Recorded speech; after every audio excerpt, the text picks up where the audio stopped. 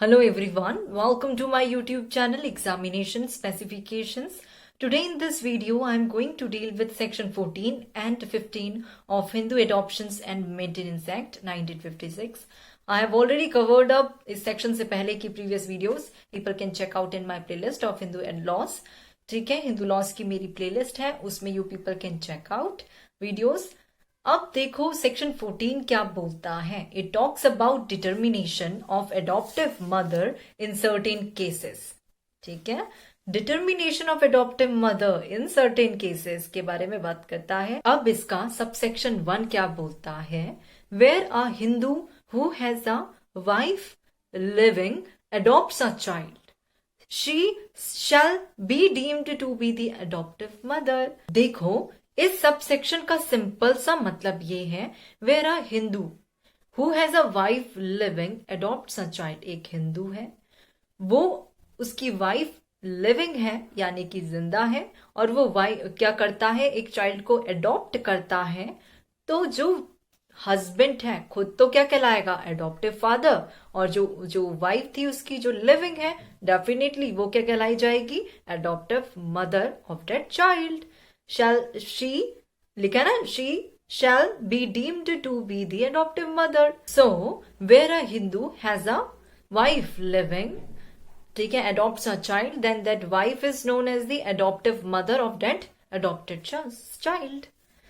ठीक है, ये था आपका सेक्शन 14 का सबसेक्शन 1. अब सबसेक्शन 2 क्या बात करता है 14 का. वो बोलता है where an adoption has been made with the consent of more than one wife, the senior most in marriage among them shall be deemed to be the adoptive mother and the others to be the step mothers. Now where the adoption has been made by, अब adoption के लिए you know that if a Hindu male है, अगर उसकी wife living है, then he has to take the consent of his wife, right? कौन से section के अंदर मैंने आपको पढ़ाया था, अगर आपने मेरी वीडियोस देखी है टेल मी, और आपने अगर खुद पढ़ा है so tell me in the comment box, किस सेक्शन में बोला गया है कि अगर एक हिंदू मेल है, ठीक है, if you want to take a child in adoption then he has to take the consent of his wife, right? So ये किस सेक्शन के अंदर बोला गया है, टेल मी. सो अगर हिंदू मेल है, उसके पास मोर देन वन वाइफ थी, उसने सारी वाइफ्स का कंसेंट लिया to take that child in adoption, right? Now जो सीनियर मोस्ट होगी ना, उन वाइफ्स में से जो सीनियर मोस्ट वाइफ होगी, she will be the adoptive mother of that adopted child. और जो आपका जो बाकी की जो वाइफ्स हैं वो क्या कहलाई जाएंगी, स्टेप मदर्स.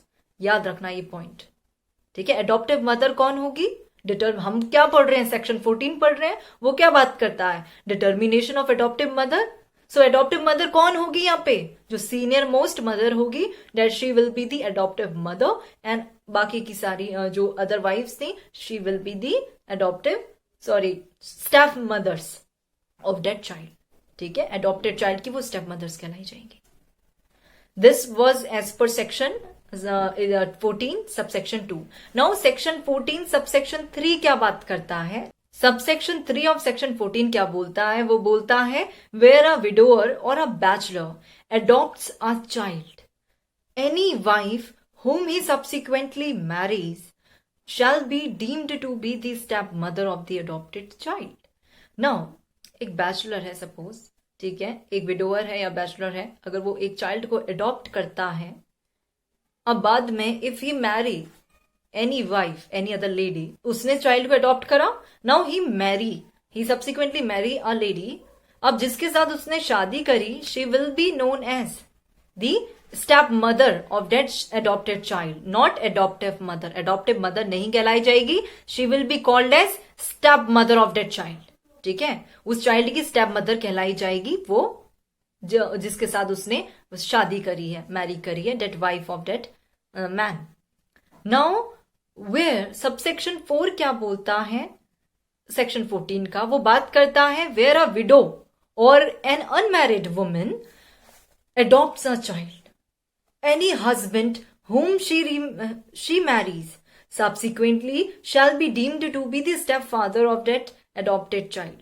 Means जहां पे एक विडो है, ठीक है, और एक अनमैरिड विमेन है, नाउ वो अगर एक चाइल्ड को अडॉप्ट करती हैं, right, any husband, now adopt करा उसने चाइल्ड, एक विडो, एक विडो है या फिर अनमैरिड लेडी है, she has adopted a child. Okay, now अब वो शादी करती है, already she is having a child, adopted one. Now she Mary's a man, वो किसी एक मैन से शादी करती है. नाउ वो जो मैन होगा, that husband of her, he will be that husband of that widow or unmarried women. Husband क्या कहलाएगा? Stepfather. That husband will be called as a stepfather, and she herself will be the adoptive mother of that child. ठीक है. दो one point two important point two grasp is right over here is that एक point था जो लिखा है, सुनना इसे. The act does not provide as to determination of adoptive mother or father in case any party to marriage divorces the other. When divorced women on being issueless adopts a child and later on remarries another person, such husband becomes the stepfather of the adopted child. So वो जो father होगा वो क्या कहलाया जाएगा? Adoptive stepfather कहलाया जाएगा उस adopted child का. So the act is silent on this point. Similarly, where a divorced husband adopts a son, एक divorced husband है, वो एक son को adopt करता है on being issueless and thereafter marries, और उसके बाद शादी करता है, his wife would become the step mother of that adopted son. So उसकी wife क्या कहलाई जाएगी? वो एक step mother कहलाई जाएगी of that adopted son. Now the act does not lay down any express provision with respect to this kind of situation, but the presumption that whatever consequences will ensue is in case of marriage by an unmarried woman or a widower, the same consequences will follow in the above two situation. It is obvious in this connection that when a divorced woman or a man adopts a son on being issueless, the adoption will be valid and binding. ठीक है. अगर एक window है और या unmarried lady है, unmarried women है, ठीक है, वो क्या करती है? एक चाइल्ड को अडॉप्ट करती है, तो फ्यूचर में if she marries, subsequently if she marries, so जो वो हस्बैंड जो होगा, he will be called as the step father of that adopted child. So एक यहाँ पे पॉइंट यही था. So this was all about section 14 of Hindu Adoptions and Maintenance Act. Right now I told about section 14, right? Now section 15 क्या बोलता है? वो बात करता है valid adoption not to be cancelled. No adoption which has been validly made can be cancelled by the adoptive father or mother or any other person, nor can the adopted child renounce his or her status as such and return to the family of his or her birth. Means a valid adoption cancel नहीं हो सकता. आपको पहले भी एक section 11 के अंदर एक पॉइंट था, सेक्शन 11 में clause V, that the same child shall not be adopted simultaneously by two or more parents.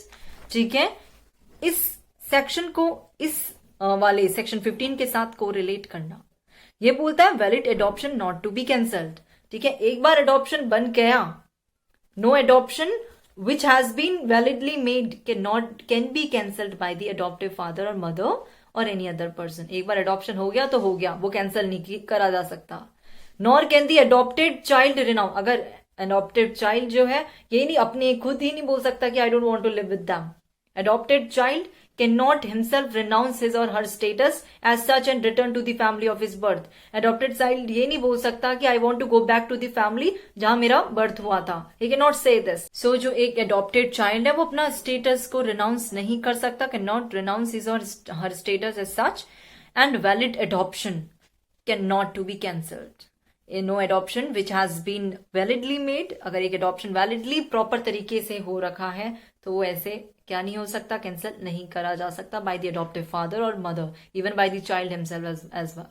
ठीक है. So this was all about section 14 and 15 ऑफ Hindu adoptions and maintenance act 1956. If you guys have any doubt, tell me in the comment box below, and do like and subscribe my YouTube channel Examination Specifications. Thank you so much.